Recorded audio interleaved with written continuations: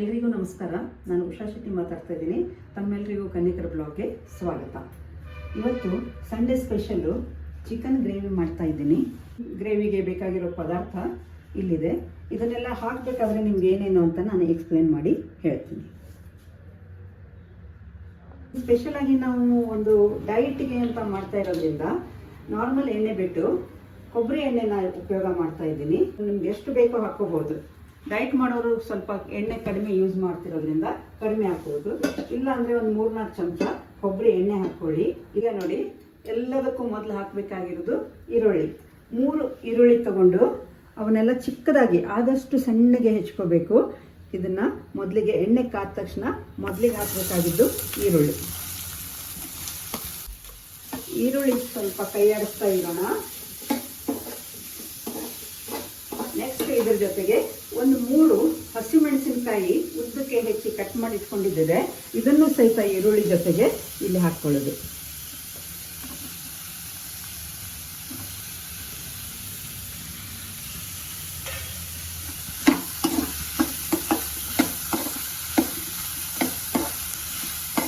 ಈಗ ಈರುಳ್ಳಿನ 1-2 ನಿಮಿಷ ಫ್ರೈ ಮಾಡಿದ್ದಿದೆ. ಇನ್ನು ನೆಕ್ಸ್ಟ್ ಹಾಕಬೇಕಾಗಿರೋದು ಶುಂಠಿ ಬೆಳ್ಳುಳ್ಳಿ ಪೇಸ್ಟ್. ಶುಂಠಿ ಮತ್ತು ಬೆಳ್ಳುಳ್ಳಿನ ಮನೆಯಲ್ಲೇ ಪೇಸ್ಟ್ ಮಾಡಿ ಇಟ್ಕೊಂಡಿದ್ದೆ. ಒಂದು 2 ಟೀ ಸ್ಪೂನು ಶುಂಠಿ ಬೆಳ್ಳುಳ್ಳಿ ಪೇಸ್ಟ್ ಇದಕ್ಕೆ ಹಾಕಿ ಮತ್ತೆ ಕೈ ಆಡಿಸ್ತಾ ಸ್ವಲ್ಪ ಈರುಳ್ಳಿ ಮತ್ತು ಬೆಳ್ಳುಳ್ಳಿ ಫ್ರೈ ಆಗಬೇಕು ಚೆನ್ನಾಗಿ. ಬೆಳ್ಳುಳ್ಳಿದು ಹಸಿ ವಾಸನೆ ಹೋಗೋವರೆಗೂ ಕೈ ಆಡಿಸ್ತಾ ಇರಬೇಕು. ಹೀಗೆ ಕೈ ಆಡಿಸ್ತಾ 5-7 ನಿಮಿಷದವರೆಗೆ ಇದನ್ನು ಚೆನ್ನಾಗಿ ಫ್ರೈ ಮಾಡ್ಕೊಳ್ಳಿ. ಬೆಳ್ಳುಳ್ಳಿ ಮತ್ತು ಶುಂಠಿ ಹಸಿ ವಾಸನೆ ಹೋಗೋವರೆಗೆ ಇದನ್ನು ಕೈ ಆಡಿಸ್ತಾ ಇರಬೇಕು. ಈಗ ನೆಕ್ಸ್ಟ್ ನಾವು ಹಾಕಬೇಕಾಗಿರೋ ಇಂಗ್ರೀಡಿಯೆಂಟು ಇದು ನೋಡಿ. ಇದೊಂದು ಈ ಫುಡ್ಡಿನ ವಿಶೇಷ ಕಸೂರಿ ಮೇಥಿ ಅಂತ. ಕಸೂರಿ ಮೇಥಿ ಅಂದರೆ ಬೇರೆ ಏನಿಲ್ಲ, ಇದು ಮೆಂತ್ಯ ಸೊಪ್ಪನ್ನು ಒಣಗಿಸಿ ಮಾಡಿರ್ತಾರೆ. ಮಾರ್ಕೆಟ್ನಲ್ಲಿ ಪಾಕೆಟ್ನಲ್ಲಿ ಸಿಗುತ್ತೆ, ಆದರೆ ಇದನ್ನು ನಾವು ಮನೆಯಲ್ಲಾದರೂ ಮಾಡ್ಕೊಳ್ಬಹುದು. ಇದನ್ನು ಓವನ್ನಲ್ಲಿಟ್ಟು ಮೆಂತ್ಯ ಸೊಪ್ಪನ್ನು ಸ್ವಲ್ಪ ಫ್ರೈ ಮಾಡಿದಾಗ ಇದು ಕಸೂರಿ ಮೇಥಿ ಆಗುತ್ತೆ. ಇದನ್ನು ಸಹಿತ ಇದು ಅಡುಗೆಗೆ ರುಚಿ ಕೊಡುತ್ತೆ. ಇದನ್ನು ಹಾಕಿ ಚೆನ್ನಾಗಿ ಫ್ರೈ ಮಾಡಬೇಕು.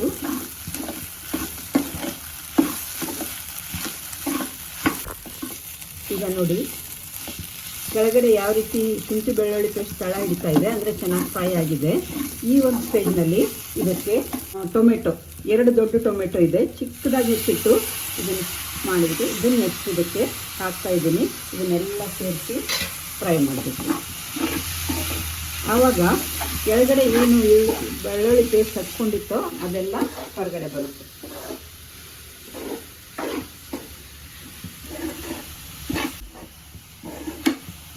ಹೀಗೆ ಕೈ ಆಡಿಸ್ತಾ ಟೊಮೆಟೊನು ಚೆನ್ನಾಗಿ ಮೆತ್ತಗಾಗಬೇಕು. ಸೈಡ್ನಲ್ಲಿ ಸ್ವಲ್ಪ ಎಣ್ಣೆ ಬಿಡೋವರೆಗೆ ಈ ಮಿಶ್ರಣನ ಹೀಗೆ ಕೈ ಆಡಿಸ್ತಾ ಇರಬೇಕು. ಇಲ್ಲಿ ನಾವು ಉಪಯೋಗಿಸ್ತಿರೋದು ಒಂದು ಮಸಾಲೆ ಪುಡಿ. ಇದು ಹಸಿ ಮಸಾಲೆ. ಗರಂ ಮಸಾಲ ಅಂದರೆ ಯಾವಾಗಲೂ ಫ್ರೈ ಮಾಡ್ತೀವಿ, ಆದರೆ ಇಲ್ಲಿ ನಾನು ಈ ಒಂದು ಸ್ಪೆಷಲಾಗಿ ಈ ಗ್ರೇವಿಗೆ ಹಸಿಯಾದ ಮಸಾಲೆ ಪುಡಿ ಯೂಸ್ ಮಾಡ್ತಾ ಇದ್ದೀನಿ. ಇದಕ್ಕೆ ಉಪಯೋಗಿಸಿರೋ ಸಾಮಾನುಗಳು ಕರಿಮೆಣಸು, ದಾಲ್ಚಿನ್ನಿ, ಯಾಲಕ್ಕಿ, ಚಕ್ರಮೊಗ್ಗು, ಬಡಿಸೊಪ್ಪು ಮತ್ತು ಲವಂಗ. ಇವಿಷ್ಟು ಸಾಮಾನುಗಳನ್ನ ಹಾಕಿ ಮಿಕ್ಸರ್ನಲ್ಲಿ ಪುಡಿ ಮಾಡಿಕೊಂಡ್ರೆ ನಮಗೆ ಈ ರೀತಿಯಾದ ಒಂದು ಮಸಾಲೆ ಪುಡಿ ಸಿಗ್ತಾ ಇದೆ. ಇದನ್ನು ನಾನು ಈ ಗ್ರೇವಿಗೆ ಯೂಸ್ ಮಾಡ್ತಾ ಇದ್ದೀನಿ. ಈಗ ನೋಡಿ, ಇಲ್ಲಿ ಟೊಮೆಟೊ ಈರುಳ್ಳಿ ಎಲ್ಲ ಚೆನ್ನಾಗಿ ಬೆಂದಿದೆ. ಸೈಡ್ನಿಂದ ಸ್ವಲ್ಪ ಎಣ್ಣೆ ಎಲ್ಲ ಬಿಟ್ಕೊಳ್ತಾ ಇದೆ. ಈ ಒಂದು ಇದರಲ್ಲಿ ಎಲ್ಲ ಒಂದೊಂದೇ ಸಾಮಾನನ್ನು ನಾವು ಹಾಕಬೇಕು. ಈಗ ನಾನು ಮೊದಲಿಗೆ ಹಾಕ್ತಾ ಇರೋದು ಅರಿಶಿನ ಒಂದು ಅರ್ಧ ಚಮಚ, ಅಚ್ಚ ಖಾರದ ಪುಡಿ ಇದು 2 ಚಮಚ. ಇದನ್ನು ನೀವು ಆಪ್ಷನಲ್ಲು, ಹೆಚ್ಚು ಕಡಿಮೆನೂ ನೀವು ಕಡಿಮೆ ಬೇಕಂದರೆ ಕಡಿಮೆ ಮಾಡ್ಕೊಳ್ಳಿ, ಹೆಚ್ಚು ಬೇಕಂದರೆ ಹೆಚ್ಚು ಮಾಡ್ಕೋಬೋದು. ಇದರ ನಂತರ 3 ಇದು ಹಾಕ್ತಾ ಇರೋದು ಕೊತ್ತಂಬರಿ ಬೀಜದ ಪುಡಿ. ಇದು ಹುರಿದು ಪುಡಿ ಮಾಡಿರೋ ಕೊತ್ತಂಬರಿ ಬೀಜ. ಇದನ್ನು 2 ಚಮಚ ಹಾಕಬೇಕು. ಈಗಾಗಲೇ ಚಿಕನ್ಗೆ 1 ಚಮಚ ಉಪ್ಪು ಹಾಕಿ ಮ್ಯಾರಿನೇಟ್ ಮಾಡಿದ್ದಿದೆ. ಇನ್ನು 1 ಚಮಚ ಉಪ್ಪು ಹಾಕಿದರೆ ಸಾಕು. ಅದರ ನಂತರ ಇದು ಮಸಾಲೆ ಪುಡಿ. ಇದನ್ನು ಹಸಿ ಮಸಾಲೆಯಿಂದ ಮಾಡಿರೋ ಪುಡಿ. ಇದನ್ನೊಂದು ಅರ್ಧ ಚಮಚ ಇದರ ಜೊತೆಗೆ ಹಾಕಬೇಕು. ಇವೆಲ್ಲ ಹಾಕಿದ ಮೇಲೆ ಎಲ್ಲನೂ ಸರಿಯಾಗಿ ಕೈ ಆಡಿಸಿ. ಇದು ತೊಳೆದು ಉಪ್ಪು ಹಚ್ಚಿ ಮೆರಿನೇಟ್ ಮಾಡಿರೋ 1 kg ಚಿಕನ್ ಇದೆ. ಈ ಪೀಸ್ಗಳನ್ನ ಈಗ ನಾವು ಈ ಮಸಾಲೆಯಲ್ಲಿ ಹಾಕಿ ಮಿಕ್ಸ್ ಮಾಡಬೇಕು.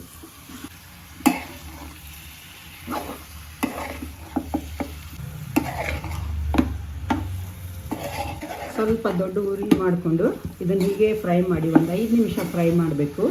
ಎಲ್ಲ ಮಸಾಲೆ ಸರಿಯಾಗಿ ಮಿಕ್ಸ್ ಆಗುತ್ತೆ.